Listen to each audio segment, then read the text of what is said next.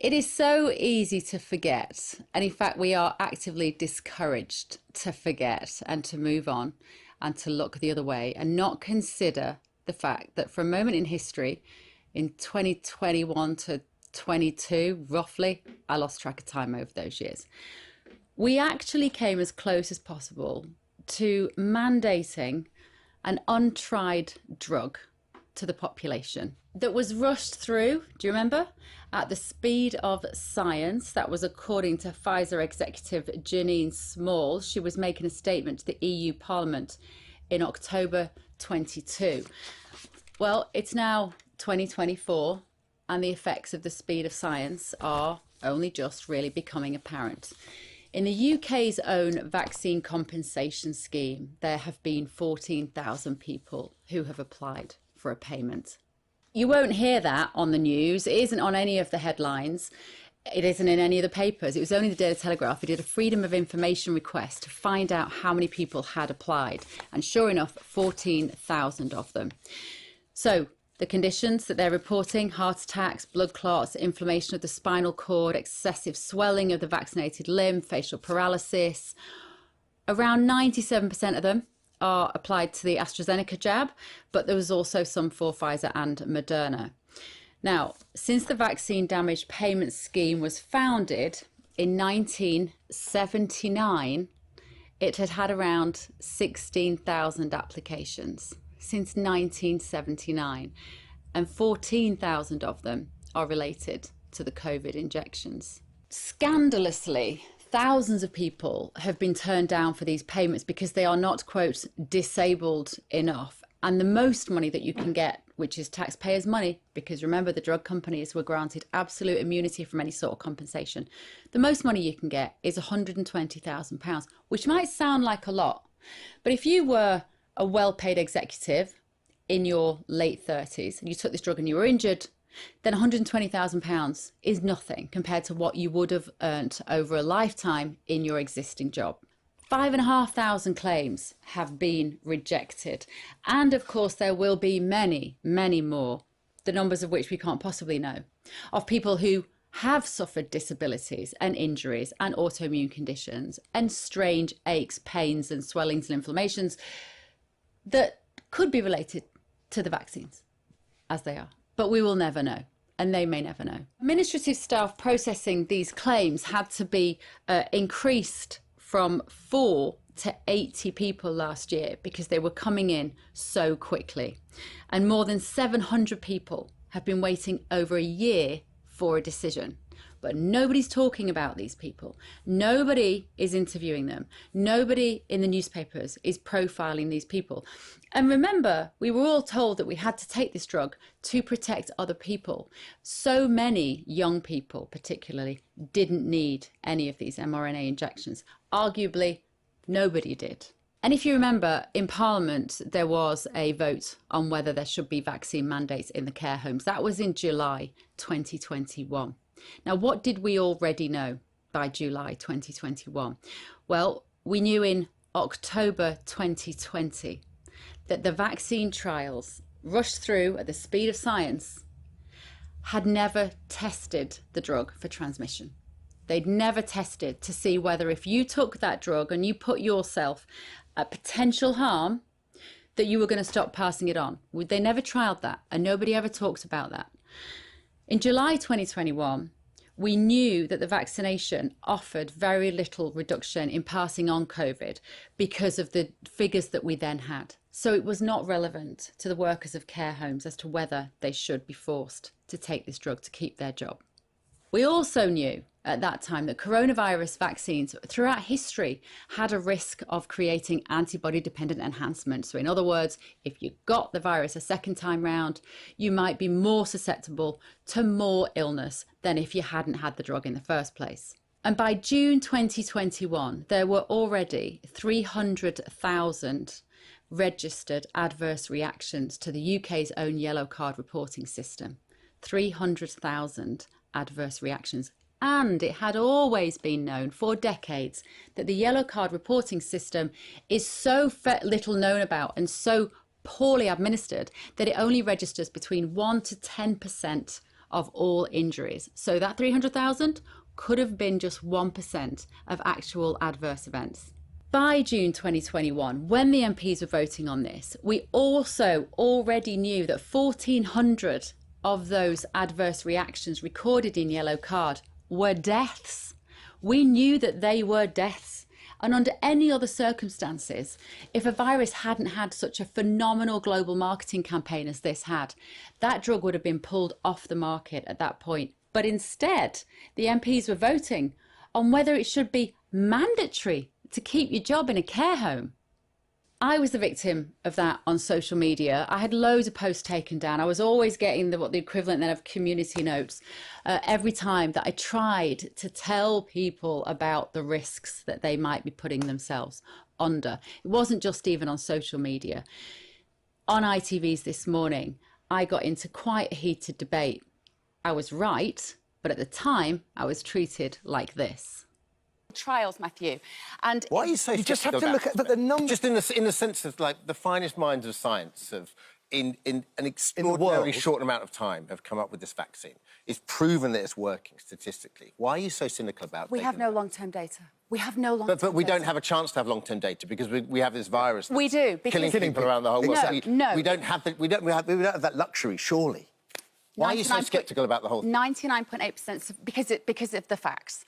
99.8% survival rate from COVID-19. The average age of death is 82. This was a virus that was and remains. Not care about this. Exactly that. No, This is the language. It's the language of 25% in one trust, and then take all the people who don't want the vaccine and stick them all in hospitals together. Why would we do that? Because it doesn't stop you passing it on. Well, if you've had the vaccine, what you call the vaccine, it doesn't stop you transmitting it. So why would you separate those people? Massively irresponsible. That with is true. And this is, and I just, guys, just to let you know, we're on it. I often get asked whether I've had any apology from the people in that clip. And of course, I haven't had any apology from the people in that clip. I don't need an apology. I really don't. Yeah, well, it might be quite nice, but I don't need an apology for that. I don't take any satisfaction in being right. I desperately wanted to be wrong. But this compensation scheme payout would suggest that I wasn't wrong.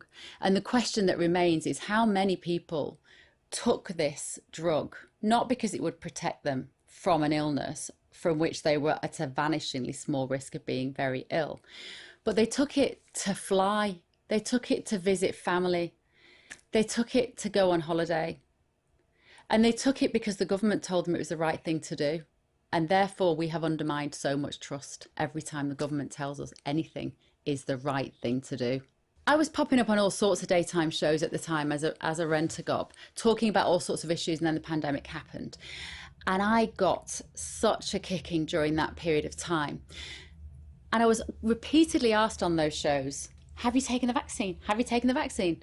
And for me, medical privacy was one of those primary ethical issues that we were just bonfiring under the pressure for everybody to conform to this one issue.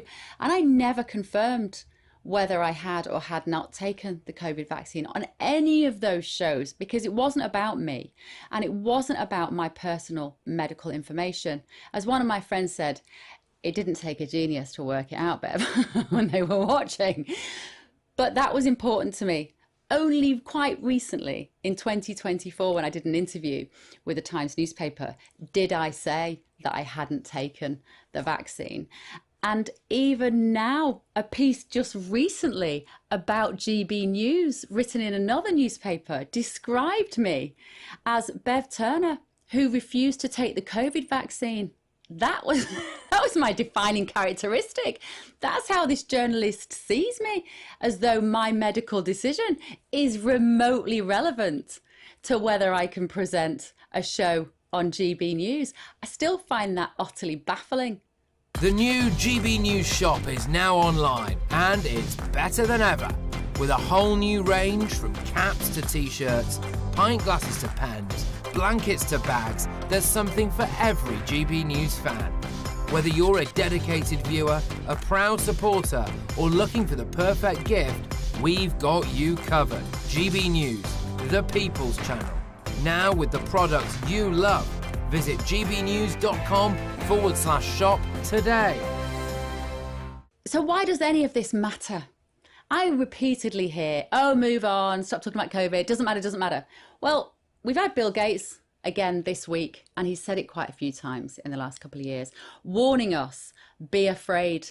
If we don't have what he described as a big war, I'm not quite sure what he means by a big war. I'm not sure there's that many little wars. If we don't have a big war, then yes, there will be another pandemic, most likely in the next 25 years, he told an American network.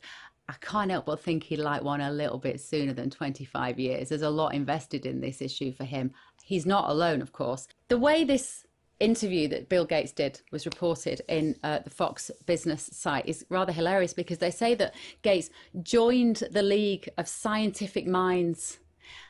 I don't see Bill Gates as a scientific mind. One of the criticisms that was levelled at me throughout the pandemic, every time I tried to talk about informed consent for the individual on this issue, was, you're not a doctor, you're not an immunologist, oh, here's Bev Turner, the virologist again, as though somehow I had to have a medical qualification in order to talk about this. Bill Gates does not have a medical qualification. I remind you, he's a very good businessman, and he'll make an awful lot of money out of another pandemic.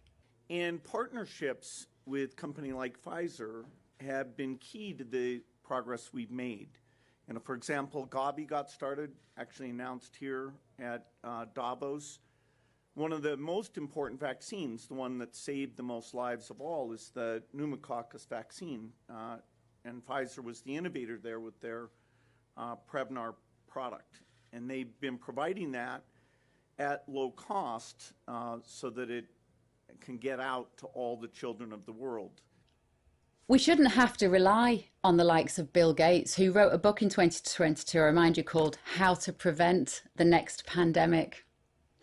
I haven't read it, funnily enough. I can probably guess what might be in there, but I don't think it will be an awful lot about how to prevent the next pandemic. It might be about how to handle the next pandemic when it mysteriously comes along. But he talks about enhanced quarantine techniques and, guess what, investment in vaccine research.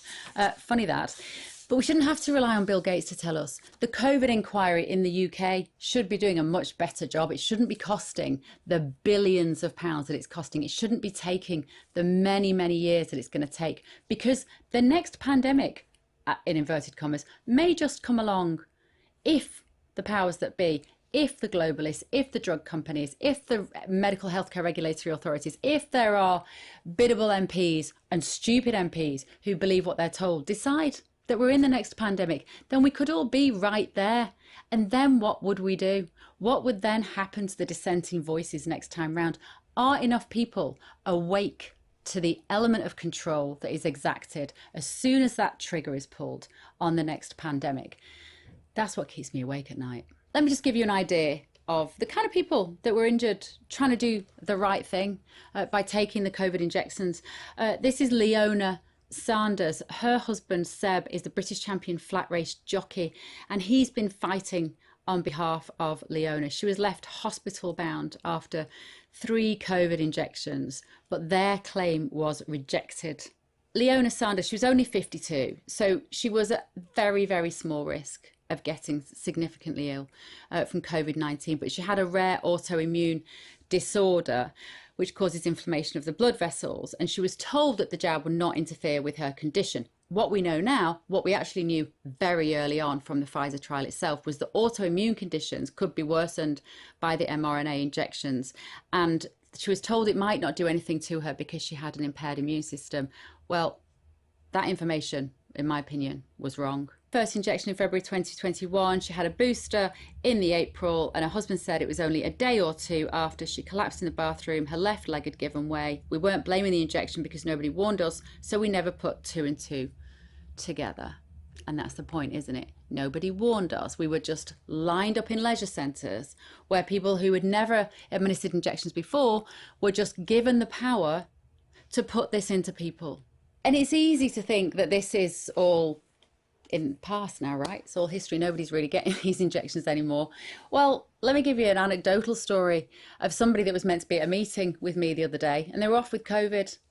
And when I sort of said, oh, how do you know? And they said, well, I've just had my 7th jab. As they zoomed in, I said, they're good, those vaccines, aren't they? 7th.